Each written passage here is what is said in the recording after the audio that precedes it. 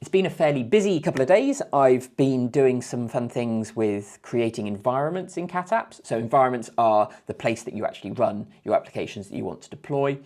These consist of virtual machines, load balancers, security groups, things like that on Catapult. So I've created a system where you can create the environment, but I'll show you. So when we go to the app, we go in here, we can click create new environment. I want to a demo environment. We'll press create. And this goes over here, off to the Catapult API, provisions various services, gets them all ready to go and updates the status of that environment for us so we know what status it's currently in.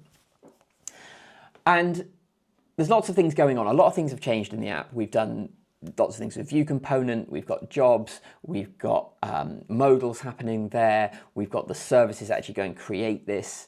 There's a Catapult API library, and I'm not going to cover all of that in this video, but what I do want to quickly look at in this video is service classes and how we use them in this application, because they're going to feature a lot over the next few months as we build this application. So let's start at the beginning with service classes. So if you don't know what a service class is, it's basically just a class that does something. So in our case, we've got service classes that wrap around key actions like creating objects or provisioning services or deleting something, and they sit around it and they can allow you to not have to have quite so many active record callbacks all over the place. They can get confusing and very messy very quickly. And I'll show you how that works. So let's start with the most basic service class we've got at the moment, which is our create account service. So this is it. We put them, I namespace them within the accounts namespace, and they inherit from application service, which we'll go and look at in a moment. So let's go straight to the initialize method here. So the initialize method accepts context, which we'll talk about in a second. The context is essentially additional information that's not directly relevant to that service action, but is useful to know. So it might be the user or the IP address or the user agent, things like that might be useful for logging or something like that. And we always provide context when initializing a service. And then what follows that is all the attributes needed. Now I always use keyword arguments here, so they've got a name, so they can very easily be identified about what they are. So we don't use positional arguments when creating services. And the other part of a service is this call method. And the call method basically is what that service does, what is going to happen, what happens. When you initialize the service, you shouldn't do anything. We just then do all of that when we run call. And here you can see we do two things. We create an account and we add the user as the owner of that account. So in this case, we're passing in the arguments for user and attribute. So user is the actual user that wants to create the account, who already exists, and attributes are a hash containing the details about the account.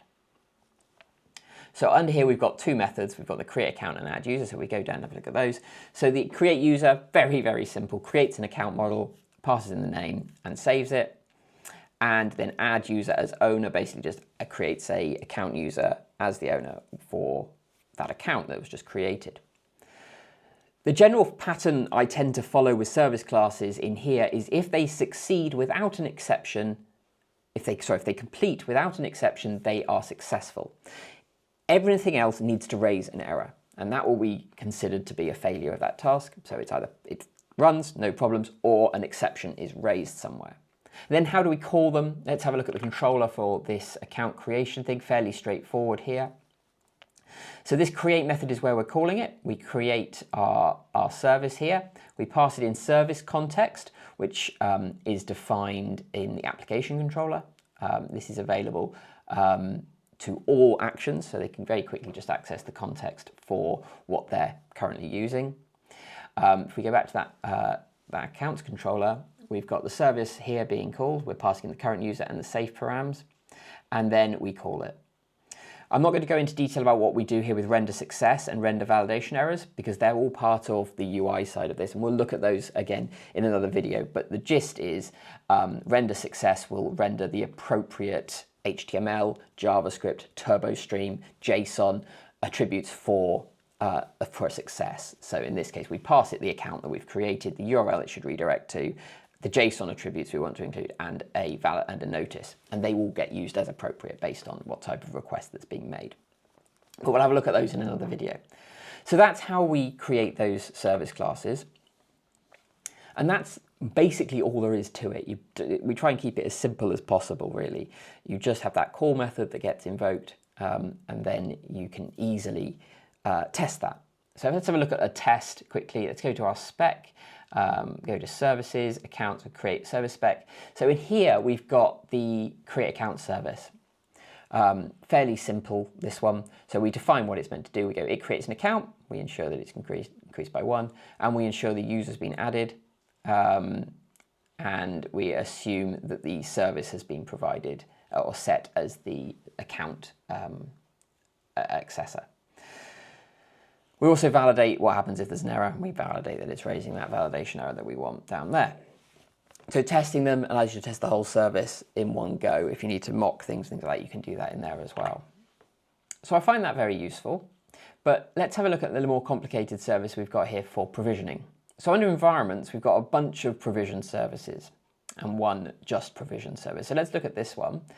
This is the environment provision service. And what this does is receive the context and the environment object. And then the call method basically updates the statuses, broadcasts updates, and runs each individual provision task.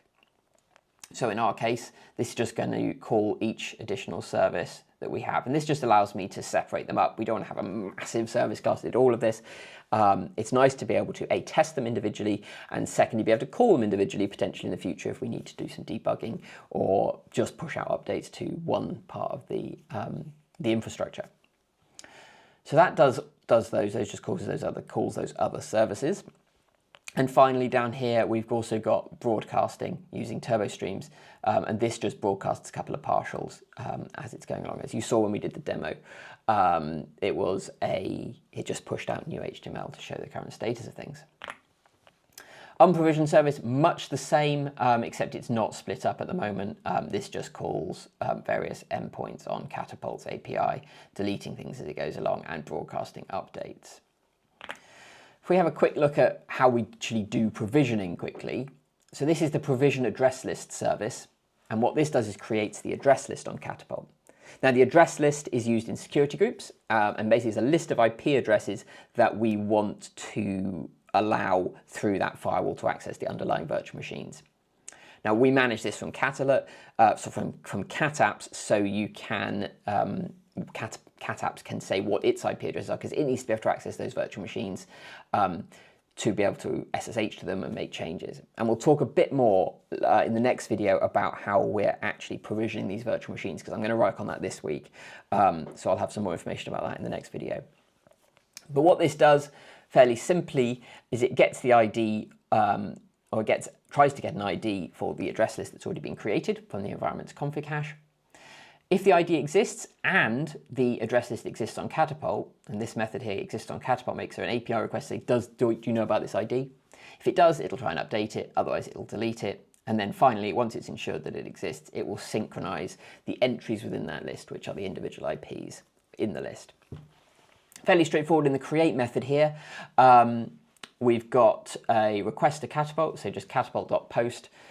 Which is already authenticated as the right account. So that makes a request to the core v1 organization's address list endpoint.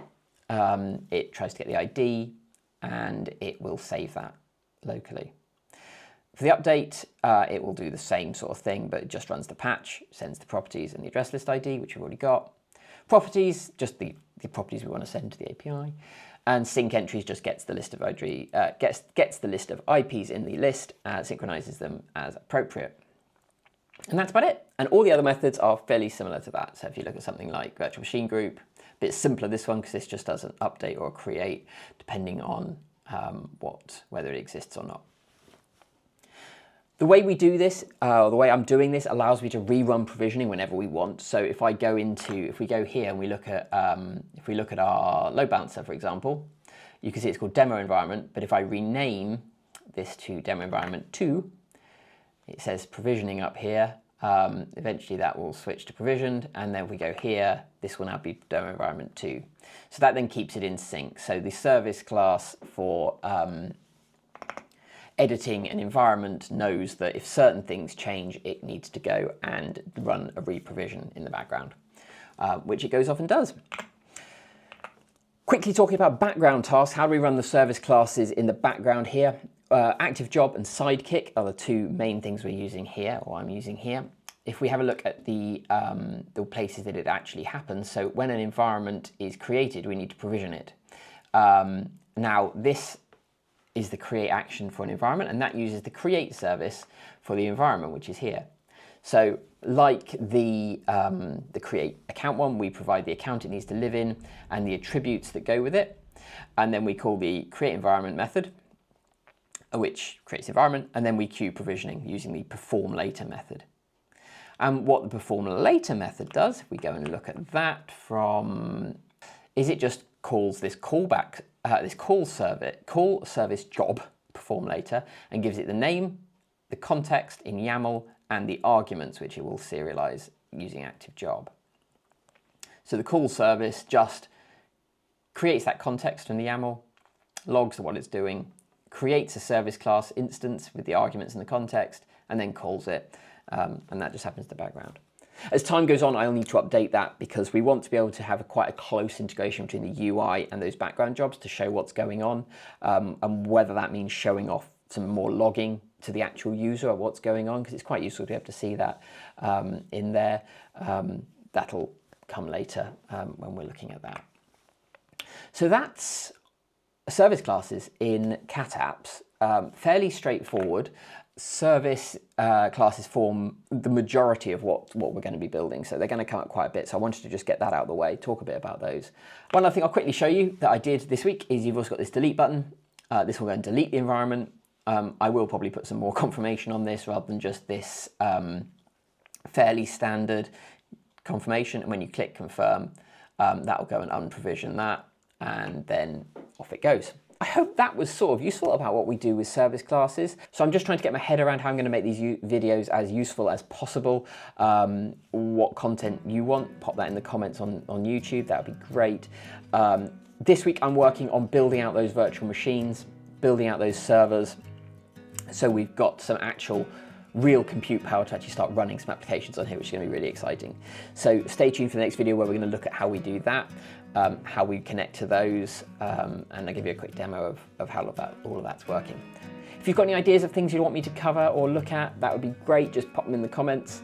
If you find this useful, then just click like so maybe other people can see it. That would be nice as well. Other than that, I will see you on the next video where we'll look at those servers I talked about a minute ago.